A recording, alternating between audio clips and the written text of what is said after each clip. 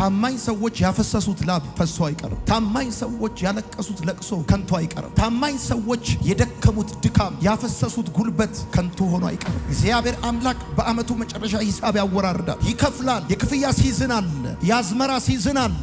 በለቅሶ ዘርተን ነበራል፣ በደስታ ግን አጭደናል ተብሎ እንደተጻፈ ታማኝ የሆናችሁ በየጓዳው በየመስሪያ ቤቱ በተለያየ የህይወት መንገድ ላይ ሎያል የሆናችሁ ሰዎች ከእግዚአብሔር እጅ ደሞዛችሁን 1 2 3 ለዛውም በደከማችሁ ወራት እንኳን ሰዎች ያከብሯችኋል። በድካማችሁ ወራት እንኳን እግዚአብሔር ደሞዛችሁን ይከፍላችኋል። መኝታችሁን ያነጥፍላችኋል። ገበታችሁን ያዘጋጅላችኋል። ደክሟችሁ ተቀምጣችሁ ከሚሮጡት ሰዎች በላይ እግዚአብሔር ፕሮቫይድ ያደርጋችኋል። ዛሬ ባለማጭበርበራችሁ ባለመዋሸታችሁ እንዳይቆጫችሁ፣ ዛሬ ታማኝ በመሆናችሁ እንዳትቆጩ እግዚአብሔር አምላክ በሚቀጥለው ዘመን ክብራችሁን በዓለም አደባባይ ፊት ለፊት እግዚአብሔር አምላክ ሰረገላችሁን ባላልጠበቃችሁት መንገድና ሐሳብ እግዚአብሔር ያደርግላችኋል።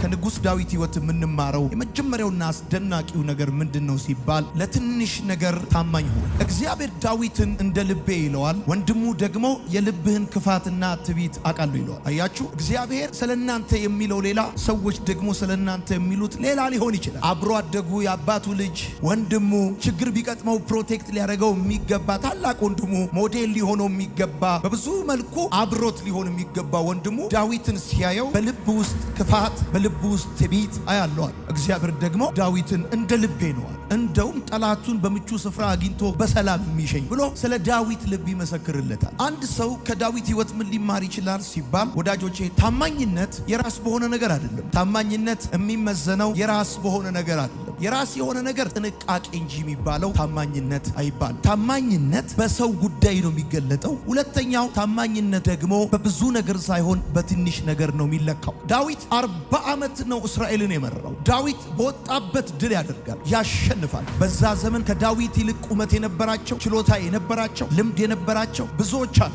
ወዳጆቼ፣ ይሄ ቅባት ሳሙኤል እጅ ላይ ያለው ቅባት ዝም ብሎ ቅባት አይደለም። ታሪክን የሚቀይር ቅባት፣ ከተራ ሰው ወደ ሌላ ሰው ወደ ትልቅ ሰው የሚቀይር ቅባት ነው። ይሄ ቅባት ዝም ብሎ ቅባት አይደለም። ይሄ ቅባት ካረፈባችሁ በኋላ ኖርማል ሆናችሁ መቀጠል የምታሰብ ጉዳይ አይደለም። እና ዳዊትን እግዚአብሔር አምላክ በምድረ በዳ አይቶታል። በዳዊት ሕይወት ስትመለከቱ ይኸውላችሁ፣ ለሰው በሆነ ትንሽ ነገር የታመነ ለእግዚአብሔር በሆነ ትልቅ ነገር ተሾመ የምትጽፉ ሰዎች፣ ለሰው በሆነ ትንሽ ነገር የታመነ እረኛ ለእግዚአብሔር በሆነ ትልቅ ነገር ላይ ተሾመ። አያችሁ፣ ሕዝቡን የሚመራ እስራኤልን የሚያስወጣና የሚያስገባ ሆነ። እና ታማኝነት በሰው ጉዳይ ነው። ታማኝነት በትንሽ ነገር።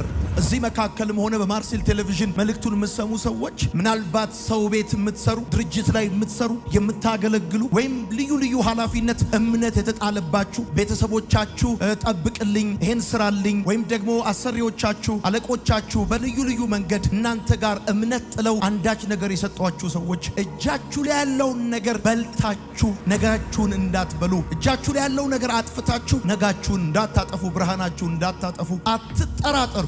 ምናልባት እንደ ሞኝነት እንዳላዋቂነት ምናምን ሊሰማችሁ ይችል ይሆናል። አንዳንድ ሰዎች አንተ ብልጥ አይደለህም፣ አታቅበትም፣ መብላት አትችልበትም ብለው ሊሉ ይችላሉ። ነገር ግን በእርግጠኝነት እነግራችኋለሁ በጥቂቱ የታመነ ለዛውም በራሱ ጉዳይ ሳይሆን በሰው ነገር ሎያል የሆነ ሰው እግዚአብሔር አምላክ በሚቀጥለው ሲዝን ፕሮሞት ያደርገዋል፣ ክብር ይሰጠዋል፣ ዝና ይሰጠዋል፣ ሰማይን መስኮት ይከፍትለታል፣ ጠላቶቹን ይመታለታል፣ በድል ያወጣዋል፣ በድል ያስገባዋል፣ በጠላቶቹ ፊት ለፊት ራሱን በዘይት ይቀባዋል። አያችሁ፣ የሰውን ነገር ከጥፋት ካስጣላችሁ እግዚአብሔር አምላክ እናንተን ከውርደት፣ እናንተን ከማጣት፣ እናንተን ከችግር እግዚአብሔር አምላክ ኔክስት ሲዝን ላይ እውነቴን ነው የምነግራችሁ፣ ኔክስት የሚለው ሲዝን የእናንተ እንደሚሆን አትጠራጠሩ። የሰው ነገር እየጠፋ እያያችሁ፣ የሰው ቤት እየፈረሰ እያያችሁ፣ የሰው ስም እየተበላሸ እያያችሁ፣ ወይም እናንተ ጋር ያለ አደራ ኃላፊነት እየተበላሸ እያያችሁ ጸጥ ብላችሁ ስታበቁ እዚህ መታችሁ እንደ ታዛቢ አትሁኑ። ወይም ደግሞ ልክ እንደ ጸላይ ያርጋችሁ እግዚአብሔር በሰጣችሁ ኃላፊነት ላይ ጉዳዩ የእናንተም ባይሆን you have to be loyal committed መሆን አለባችሁ። መጽሐፍ እንዳለ አትታበዩ፣ በኩራትም አትናገሩ። እግዚአብሔር አዋቂ ነው፣ ስራውንም ይመዝናል አለ። አየህ፣ እግዚአብሔር በእያንዳንዱ ጉዳይ ላይ ሰውን ይመዝነዋል፣ ቼክ ያደርገዋል። ማን ያውቃል? አሁን በተቀጠርክበት ስራ ቦታ፣ አሁን ባለሽበት ቦታ ላይ እግዚአብሔር እየጥፍ መዘነሽ እንደሆነ፣ ቼክ እያደረገሽ እንደሆነ ማን ያውቃል? ወዳጆቼ፣ በሚቀጥለው ሲዝን ቤተክርስቲያንን ፕላንት አድርገው ለትውልድ የሚሆኑ ሰዎች ዛሬ ለመሪዎቻቸው የጎን ውጋት ያልሆኑ ሰዎች ናቸው። ዛሬ በተሰጣቸው ዲፓርትመንት ላይ ሎያል የሆኑ ሰዎች ናቸው። በየትኛውም ጉዳይ ላይ በራሳችሁ ጉዳይ ከሆነ ክርር የምትሉት ያ ጥንቃቄ ነው እንጂ ታማኝነት አይደለም። ታማኝነት በሰው ጉዳይ ነው፣ ለዛውም ሰውየው በሌለበት ነው። ስለዚህ ታማኝነት ደግሞ ደሞዝ ይከፍላቸዋል። ለዚህ ነው የእግዚአብሔር ቃል ሲናገር ዳዊትን አስመጣው፣ ከዛ አስቀባው። ከምክንያት በላይ የሆነ ህይወት ነው ታማኝነት። ከምክንያት በላይ የሆነ ህይወት ነው። ዳዊት ከበቂ በላይ ምክንያቶች አሉት። ምን እንዲሆን? በጎቹ ሲበሉ ቆሞ ለማየት ወይም ደግሞ ከመጣው አደጋ ራሱ ለማሸሽ ሪፖርት ለማድረግ ዳዊት ከበቂ በላይ ምክንያቶች አሉት። ወዳጆቼ፣ ታማኝነት ከምክንያት በላይ የሆነ ህይወት ነው። በነገራችን ላይ እስራኤልና ፍልስጤም በገቡት በዚህ ጭንቅ ውስጥ በጎልያድ ምክንያት አባቱ ነው መልእክት ልኮት ወደዛ ሰፈር ሄደው ፈልጎ አይደለም። የሚገርም ነው። ኮሚትድ ሆኖ ሰሚት አድርጎ በምድረ በዳ በማይመች ሁኔታ ውስጥ የአባቱን ጥቂት በጎች። ለዚህ ነው እግዚአብሔር አየ ይሄ ልጅ ለአባቱ ጥቂት በጎች ሎያል ከሆነ እስራኤልን ይጠብቅ ዘንድ ያስገባና ያስወጣ ዘንድ እግዚአብሔር አምላክ ለሚበልጥ ነገር ሾመው። ለምንድን ነው እኛ ኢትዮጵያኖች በብዛት በቀንጭረን የምንቀረው ቢባል? እኛ በጣም የምንቸገርበት ጉዳይ ቢኖር we are not loyal። ታማኝ አይደለንም ለቤተሰቦቻችን፣ ለጎረቤታችን፣ አብሮ ለሚሰራ ስታፍ፣ ለሚያቀን በተለያየ ጉዳይ ገንዘብ ወስደን ሚስጥር ሰምተን ብቻ በተለያየ ጉዳይ ምናልባት እግዚአብሔር በእኛ ሕይወት ታማኝነት በምን ጉዳይ እንደሚፈልግ ባይታወቅም ግን ሎያል አይደለም። ስለዚህ የእግዚአብሔር ቅባት እንዴት አድርጎ እኛ ላይ ይስራ፣ እንዴት አድርጎ ፕሮሞት ያርገን፣ እንዴት አድርጎ ወደፊት ይውሰደን፣ እንዴት አድርጎ ይሹመን፣ እንዴት አድርጎ ከትውልድ መካከል መዞ አውጥቶ አይከን ያድርገን። ሰው ስለናንተ ምንም አይነት አመለካከት ይኑረው አይኑ። ጉዳዩ እጃችሁ ላይ ያለው ትልቅ ይሁን ትንሽ፣ ያ ጉዳይ የእናንተ አይሁን። እናንተ ግን በእጃችሁ ያለውን ነገር ከእግዚአብሔር እንደተቀበላችሁ ቆጥራችሁ በፍጹም ታማኝነት በጉዳዩ ላይ ከቆማችሁ ከኖራችሁ ኔክስት ሲዝን እግዚአብሔር አምላክ በጥቂቱ ነገር ለታመኑለት ሰዎች በታላቅ ነገር መሾም ይችልበታል። ሰዎች ሲጨንቃቸው አንተ ወደ አይምሯቸው ትመጣለህ ወይ? ተስፋ የመቁረጥ ስሜት ሲሰማቸው ሲያዝኑ አንተ ወደ አይምሯቸው ትመጣለህ ወይ? ካልመጣ አትጠራጠር፣ በሰላሙ ጊዜ ስጋታቸው ነህ። ሲያስቡ ሚፈሩ ከሆነ ያቁሃል። ስትዘለዝል ምላስና ሰንበር ዱለት አሮስቶ ድቢቶሎ ምናምን ስታረግ በደንብ ስትከተክት ሰው እንኳን በትዳሩ ችግር ሲገጥመው ሮጦ የሚሄደው ሎያል ነው ብሎ ለሚያምን ሰው ነው። ከችግር ያወጣኛል ብሎ ትረስት የሚያደርገውን ሰው ነው። ስለዚህ ሁኖስ ነገ እግዚአብሔር አምላክ ለሀገር፣ ለትልልቅ ካምፓኒ፣ ለትልልቅ ድርጅት፣ ለትልቅ ቤተ ክርስቲያን ይፈልጋል። ስለዚህ ኳይር ነህ፣ ኳይር ውስጥ ሎያል ሁን። አሸር ነህ ወይም ትምህርት ክፍል ነህ፣ ሎያል ሁን።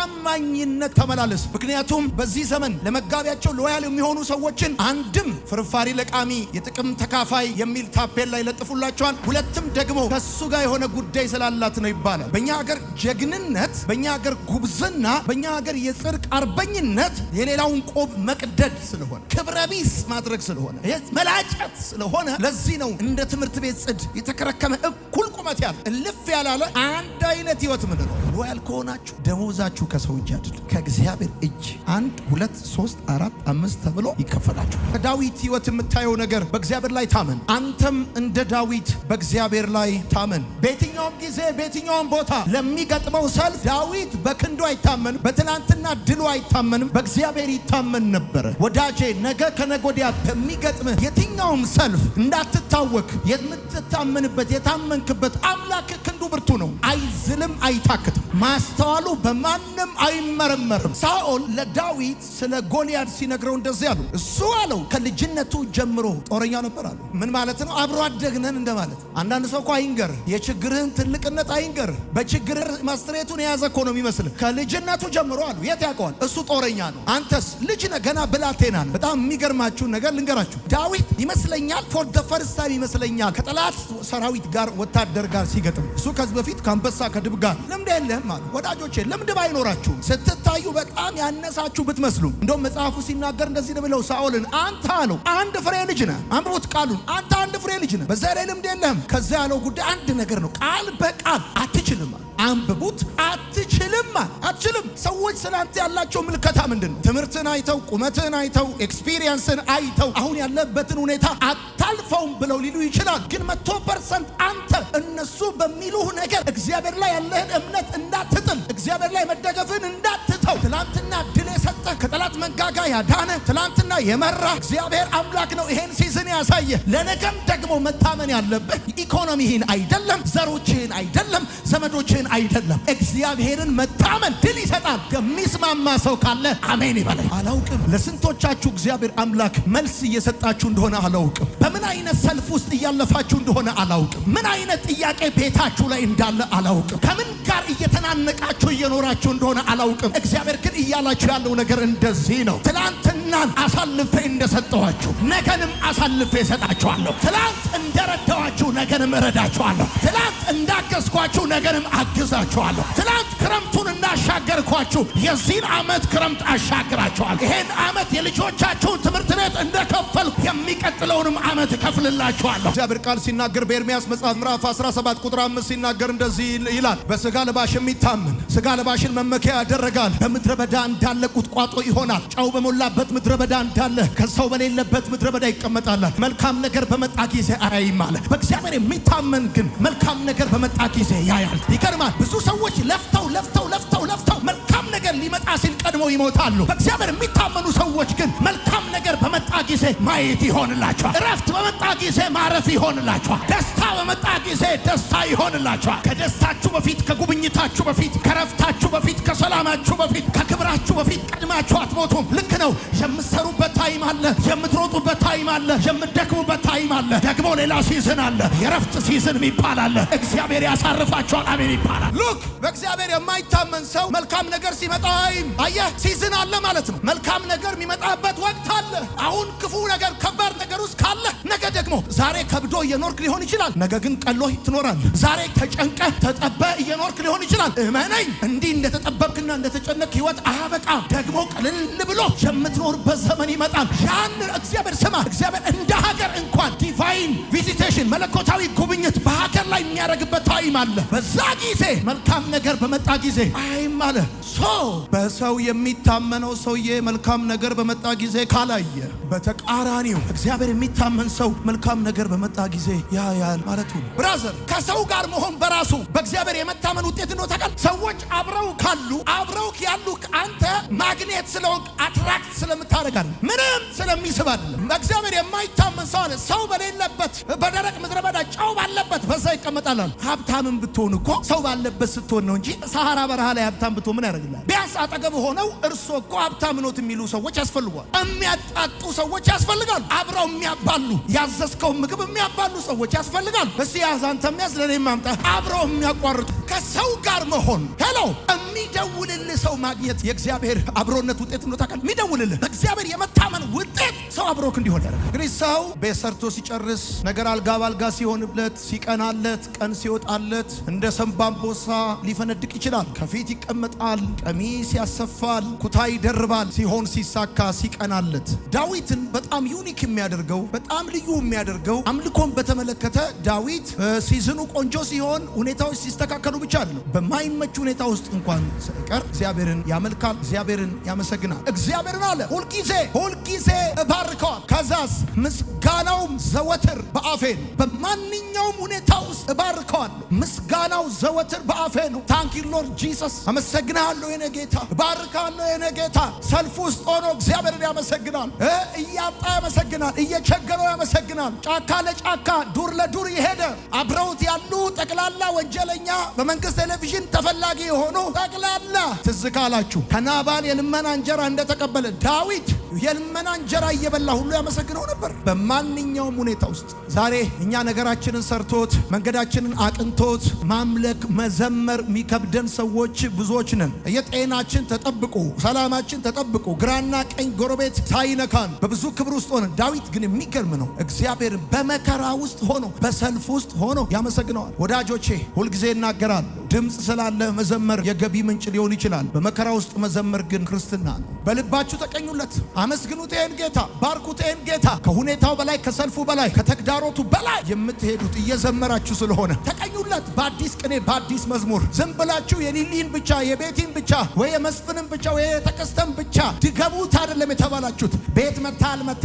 አማረ አላማረ፣ ቆንጆ ሆነ አልሆነ ይዳዝም ማተር። ነፍሳችሁ ለአምላካችሁ እንድትቀኝለት ለእናንተ ከእናንተ የሚወጣ ለበጉ የሆነ ቅኔ ያስፈልገዋል። በቃ ዝም ብለህ በለው መኪና እየነዳ በለው በእግር እየሄድክ በለው ታክሲ እየጠበክ በለው ተናገረው። አምላክን አመስግነው። ምስጋና ዘወትር ባፌ ነው በል። እንዴት ነህ ሲሉ እግዚአብሔር ይመስገን ደህና ነኝ በል። ሁሉ ሰላም ነው ወይ ሲሉ እግዚአብሔር ይመስገን ምስጋናው ዘወትር በአፌ ነው እንዳለ ነገር ተበላሽቷል እንዴት ነው ሲሉ እግዚአብሔር ይመስገን በል። አሁን አንተ እዚህ ጋር ዋልዝ ተደርጎልህ ሬጌ ተመቶልህ ዲስኮ ተጨምሮልህ ችክችካ ሲደረግልህ አይደለም እንደ ሽው እንደዚህ የምትለው ዘወትር ምስጋናው በአፍ ስለሆነ በማንኛውም ጊዜ በየትኛውም ቦታ እንደዚህ ትላለህ። ሁሉ ሰላም ነው ወይ ስትባል እግዚአብሔር ይመስገን ሁሉ ሰላም ነው። እኔና ልጆቼ እኔና ቤቴ ደህና ነን። ወጥተን ገብተናል። እሱ በዙፋኑ ላይ አለ፣ በማደሪያው አለ።